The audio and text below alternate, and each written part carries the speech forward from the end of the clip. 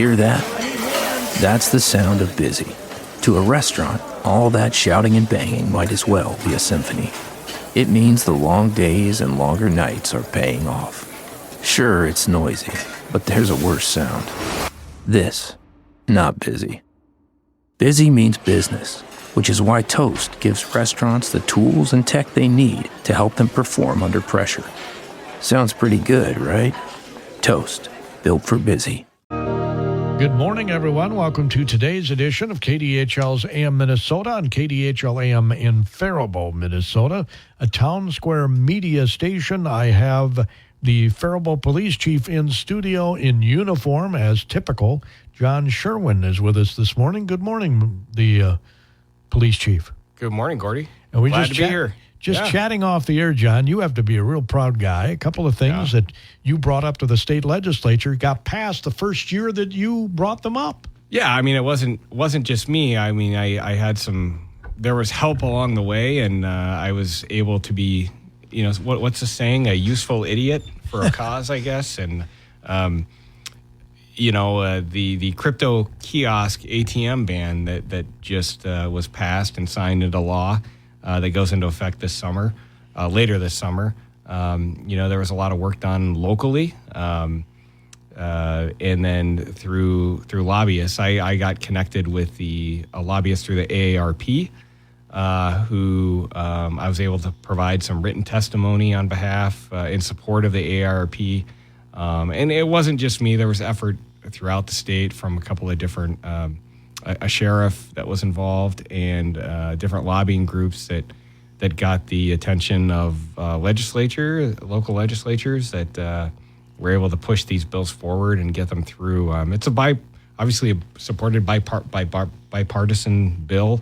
Really, we were just able to highlight how much fraud happened locally, just in Faribault alone, through scammers that use individuals to go to cryptocurrency ATMs to make purchases and withdrawals, and those funds are then immediately transferred to the scammers, and people are out of money. And through some of the work that a Faribault detective had compiled and other things, we were able to show that just local residents alone had been victimized out of over $500,000 since 2021. Through cryptocurrency fraud that happened just here in Faribault at the stores where those kiosks are present. So to be able to share that story, to get the support of our elected officials and to see that ban go into effect is pretty cool. It's pretty cool. It's something that will hopefully save people from being victimized in the future and at least eliminate that avenue of fraud that the scammers utilize. Did you testify before the committee as well up at the state legislature? I had a conflict on the day of the hearing, but I was able to provide written testimony that was submitted, and that actually got the attention from a lot of folks, even in media, at NPR, and some of the TV stations in the Twin Cities. I was able to comment in regard to that and just kind of highlight what we were seeing locally, and that local action is obviously translates to the rest of the state. Sure, it does. I mean, there's that type of fraud is not just confined to one community. I'd be curious to know what the statewide figure is. It has to be. I think even locally the numbers are much higher. There's research and things that show that only about 1/4 of victims who are scammed out of a considerable amount of money actually report it. Yeah. It's that psychological factor that goes into it, embarrassment, shame. And these aren't, the scammers are good. The people that sometimes fall victim to them they're not dumb people. This is not, these are not all individuals who are vulnerable or have challenges in life. Like, they're smart people. There's people that have worked a career, but the stories are believable and usually, when you're utilizing technology like that, a lot of people don't realize how that works. Cryptocurrency, I do this and I'll have this, and the story's believable, but one transfer of that, one click, and that money is gone, and it's in control of the scammer, and it's virtually untraceable. I was just going to ask if you recovered any of this money. No, there are some, there were some attempts at changing the law that allowed for some recovery of loss, but it's really hard to go through that process. And it kind of was like, why do we even have these anyway? Like the kiosks, like anyone can buy cryptocurrency through a broker, through a legitimate Coinbank type website. If you wanted to purchase, Bitcoin, which is a type of cryptocurrency, you could go online through your broker if you have a financial advisor or someone and purchase. Or you could go to a ATM in a liquor store where the markup rate is like something like 25 to 30% over the value of Bitcoin. So let's just say that you're purchasing a cryptocurrency valued at $100. If you went through a legitimate trader, you'd pay a small fee, but you might be able to get that $100 coin for $102. Well, the ATMs are charging a 25 to 30% markup in that. So to buy $100 worth of Bitcoin, you would actually have to spend $120 or $130. So the idea that these are being used for legitimate purchases in business, while it may happen, I think it seldom does. It's more a scam it's more being used for the purpose of scams. Right. And then the other one was the stop arm for the school buses. Yeah. And I wasn't directly involved in that, but I know there were groups throughout the state, lobbying groups, public transportation. But I know you brought it up to our state representative because he told me that. Yep. Representative Allen had who was really on board with the ATM fraud and Representative Jasinski as well. So I had conversations with both, and they were fully in support of those bills and making changes to the law. So it's good. It's like the Schoolhouse Rock segment of how a bill becomes a law and those type of things. But I was in on it from the get-go, and helping the people advance those bills forward. So, and didn't you say at the beginning of this school year there were still a lot of stop arm violations? Yes, there were, especially initially at the beginning of the year, and that's kind of settled down. We still receive them. I haven't ran the numbers, but it was abnormally high to start this year.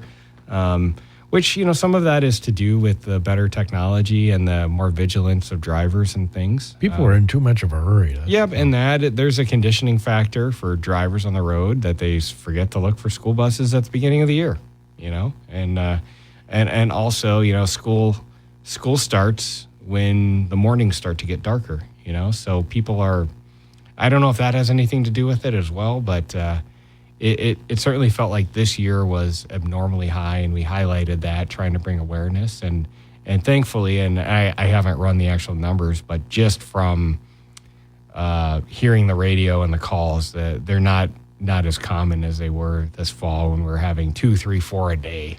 And now I might hear one a week or every once in a while. But that's anecdotal, not actual hard numbers. And if you could, explain what the change was in the law. Yeah, so there was a court ruling that essentially said that the arm had to be fully extended before there was a violation, despite the fact that there were red lights and things. And now the law was tweaked when it comes to the activation of the flashers and vehicles must stop within so many feet. I don't recall the exact wording of the statute, but it was changed to eliminate that. To be fully extended. Yes, it was changed to eliminate that fully extended loophole that a court had ruled was not sufficient. So. People got off. Correct. They were ticketed. They went to court and they got off because the stop arm wasn't fully extended. Correct. So. All these buses now are equipped with video, right? Yes, generally. That must help your job. Certainly the Faribault transportation buses are. I can't say that every bus in Rice County is. I'm not sure, Sure. But, I think drivers should assume that they are on camera and that if they violate, it will be reported. And I notice whenever they do improvements at any intersection, up goes a camera on the stoplight poles. Well, there's a little bit of a misnomer with that. They are cameras, but they're not connected to anything. They're cameras that are utilized to actually sense when vehicles are present. So remember, they used to put a coil under the road to sense the weight of a vehicle to trigger the light. This triggers the light, you're saying? Yeah, it's not a. It doesn't read your license plate or any of that stuff. No, not the ones on. So you can't access it when you're looking for a stolen vehicle or something.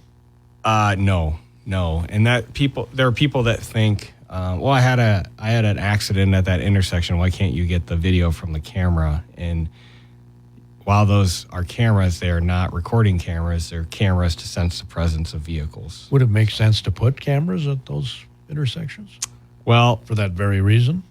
That would be a question for MnDOT, because the city of Faribault actually does not have any stoplights in Faribault, because the stoplights are actually on state highways or county highways, if you think about the intersections. So the city doesn't run any of them, you're saying? City does not own or control any of the stoplights within Faribault. The county either, then? It's the state, you're saying? Generally, yeah, because if you think about where all the lights are located, Lyndale Avenue, Highway 60, those are all state roadways. So in the winter, when you see the plow truck goes down by Community Co-op, that's on just off Highway 60, you're saying? Yep, so that's correct. That's a state. Well. That's a state. So there are no... you know where we need a light? Tell me, Gordy, where? At the end of 7th Street here. When I get off At work, Central? When I get off work, I have to wait forever to be able to take a left-hand turn on 7th Street to go home because there's so many vehicles coming up the hill there. And they're fine forever. Every one of them, Chief, is speeding coming up that hill. I guarantee it. The fine forever is at about 2 minutes. That's not a traffic problem. I'm no traffic engineer, but complaints about traffic in Faribault are go to Lakeville or go to Burnsville. Our traffic complaints are should be non-existent. You're right there. Although I will say I've always felt sorry for people who live on the south side trying to go north. They got to go all the way through town to get on the interstate. Yeah, well, that has been discussed. I've heard elected officials discuss that, and that I don't know when those decisions were made. Yeah, but ridiculous. It would be ideal to have an additional. We're the only exit on ramp. I bet in Minnesota. Yeah. I don't think any has half a interchange. Yeah, it is a unique design there. You know, it's just crazy. Yeah. We got a special event coming up. I know you want to talk about. Absolutely. We'll get to that. But right now we need to get our opening market report, a service of your KDHL Agri Boosters. And Jerry tells me that they include Northland Farm Buildings, northlandbuildings.com. Werner Farm Seed in Dundas, Craig Keller at the Keller Insurance Agency in Nearstrand as well. All those folks are bringing you this opening market report. That's how important it is from the folks over at Linden.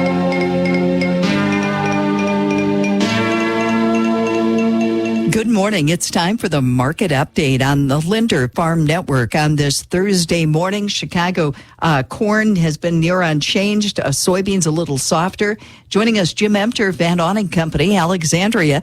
Jim, what are you watching with these markets today? A lot of back and forth here. We're really leaning on a lot of different news sources and pieces to piece together here. I mean, the bond market, the notes, they've really taken a hit here as of the last week or so. We got a little recovery yesterday. We'll kind of see what, transpires, but we're a little weaker today. What this indicates, Linda, is a higher potential that we could see an interest rate increase. And I think that spooks some managed money investors.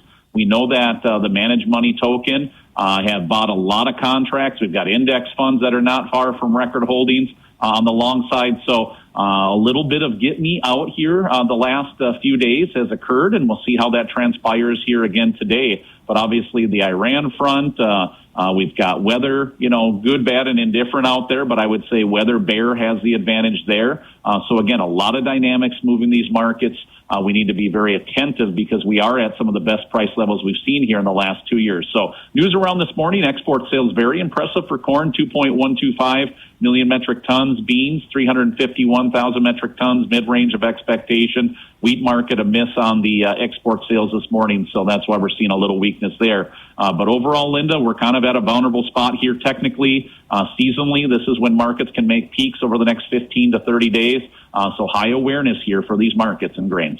And lower livestock, what's the story with those markets?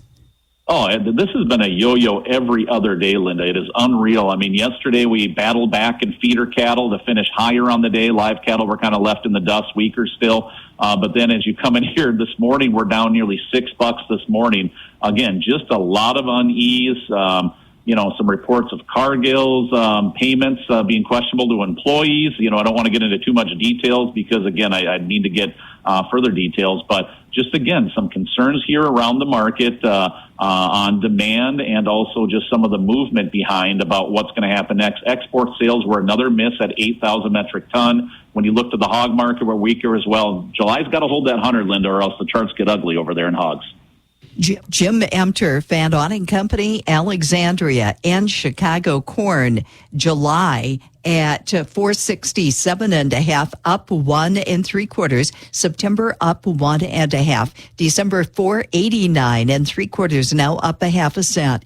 July beans 11.98 3/4, down 1. August down 1 1/4. November 11.91 3/4, down 1 3/4. July soybean meal down 80. July soybean oil down 11.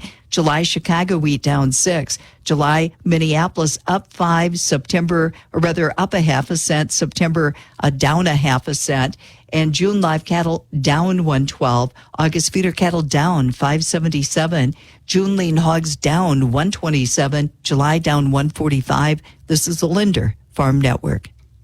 Compart's Boar Store is excited to share year-end nursery closeout data of just 1.04% mortality on 237,000 head of Compart Duroc sired piglets. If you're interested in easy starting, robust pigs with industry-leading meat quality, genetic material is available through our newly expanded boar stud network, as well as live boar additions. Contact Chris Compart at 507-381-9280. Happy Acre Spreading is your source for poultry litter applied to your fields to help you maximize your bottom line. They will haul and spread the product across the Linder Farm Network listening area, and they'll be happy to give you a quote today. Call Tom at 507-521-2577. That's 507-521-2577 for Happy Acre Spreading. Give them a call today.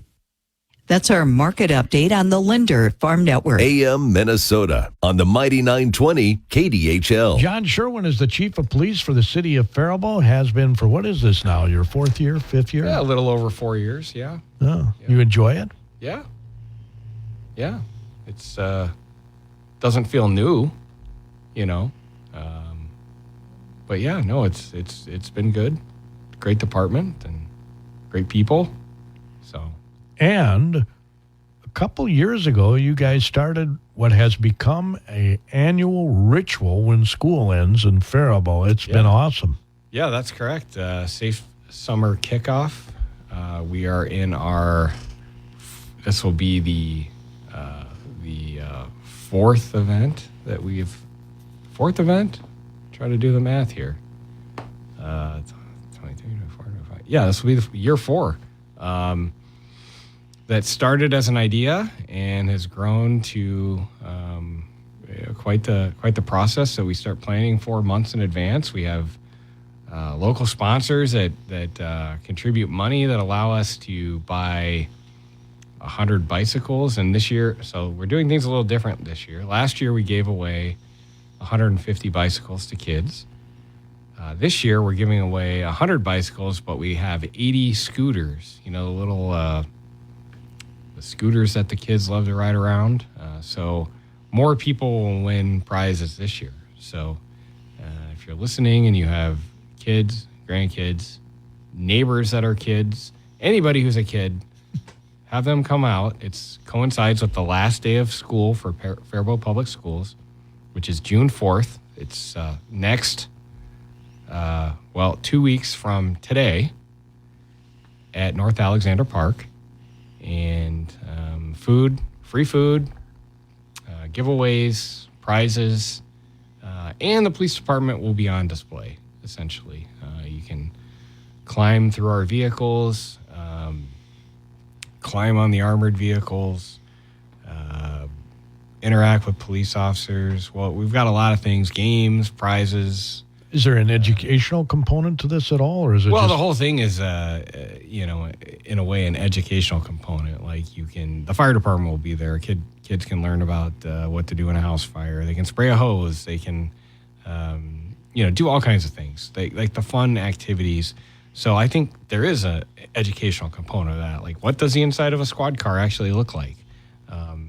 And you want to find out before you get thrown in the back of it. Well, let's hope so. This is all positive, and we encourage everyone to come out. We've had a great mix of people that come out that represent the entire community. It's great to see everybody out there and interacting. And well, it puts the police in a positive light, which is the way it should be. Yeah, and it's a celebration for the community as well. This community does a lot to support us. I can't believe the number of people that pack North Alexander Park. It's incredible.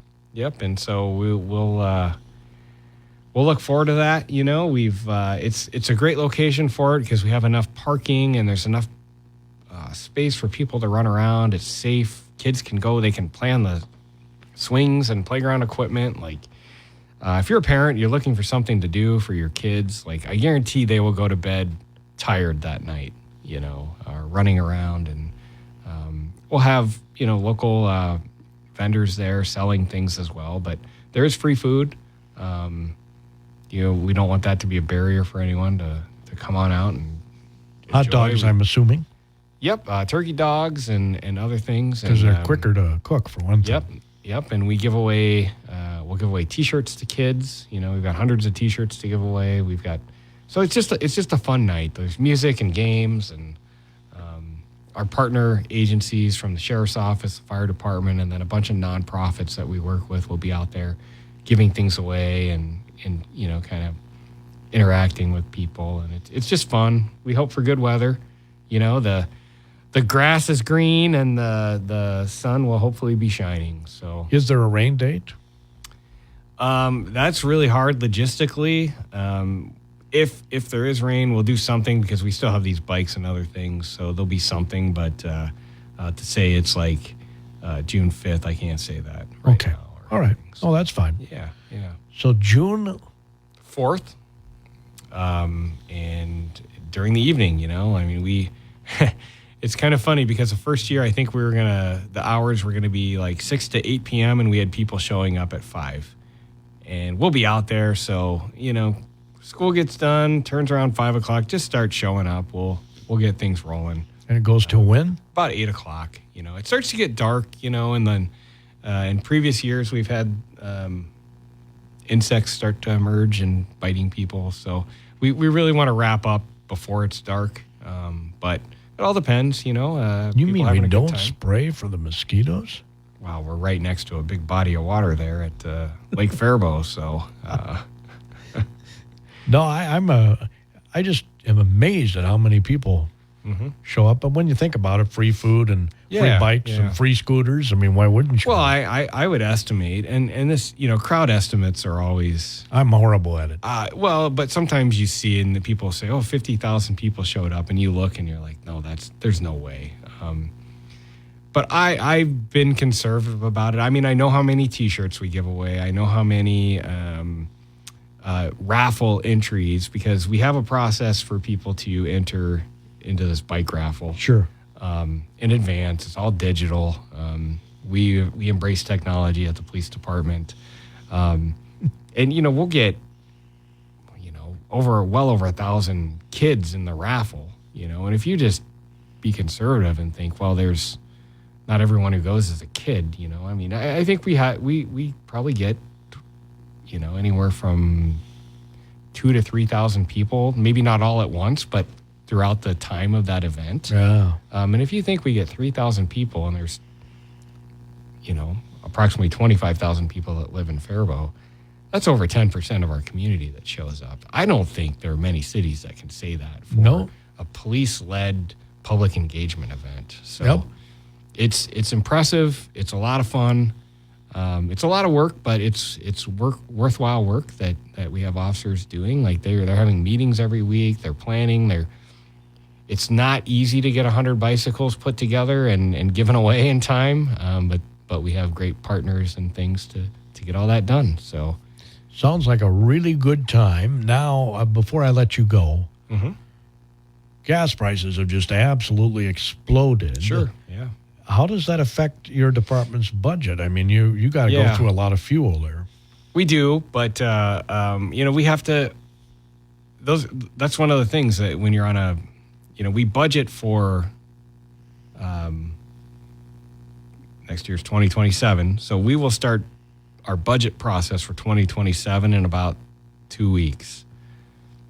So you tend to forecast what the gas price may be. Well, you didn't forecast this, though. But no, we didn't. But, as quickly as it could go up, it may go down. But we buy fuel in bulk, and it's, we have our own fuel tanks. So I couldn't tell you right now what the price of the gas is sitting in the thousands of gallon So then tanks. you don't put it in your budget necessarily? We do. Oh, no, we do. We do, but the city buys in bulk, and we estimate what our budget will be for the year.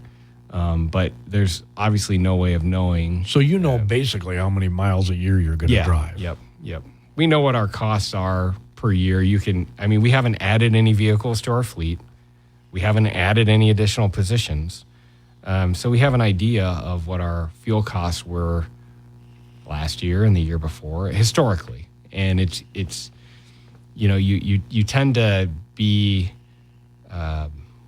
you tend to estimate high on what gas might cost. And I think, for last year, I was thinking, maybe, because last year at this time, gas was two something a gallon. And I thought, well, to be conservative, let's estimate around $3 a gallon.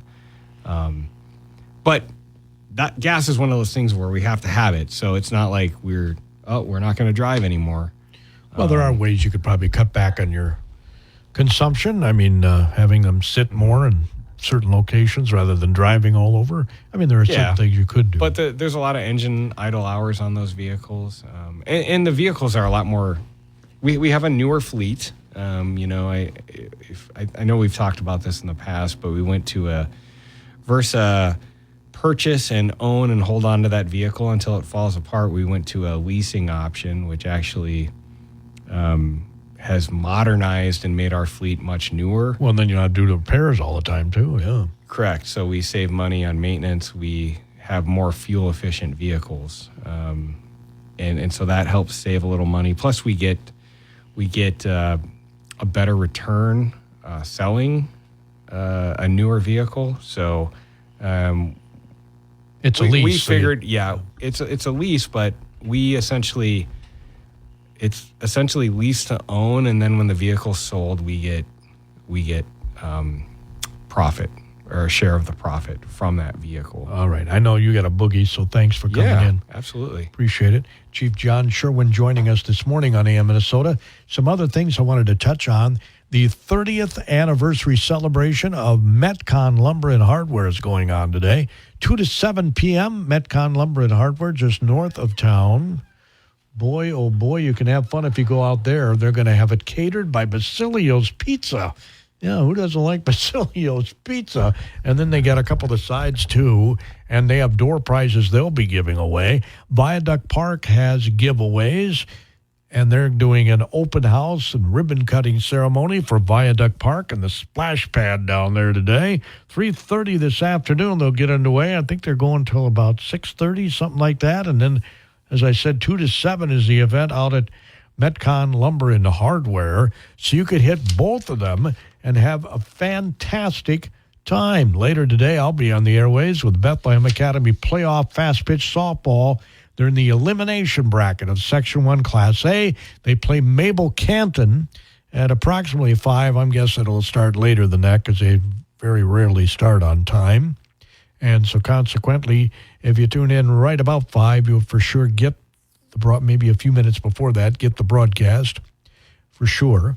And if they beat Mabel Canton, they would play again at 7, and they could possibly be playing Waterville, Elysian, Morristown. We'll see how all that shakes out. Have a super day. Hear that? That's the sound of busy. To a restaurant, all that shouting and banging might as well be a symphony. It means the long days and longer nights are paying off. Sure, it's noisy, but there's a worse sound. This, not busy. Busy means business, which is why Toast gives restaurants the tools and tech they need to help them perform under pressure. Sounds pretty good, right? Toast, built for busy.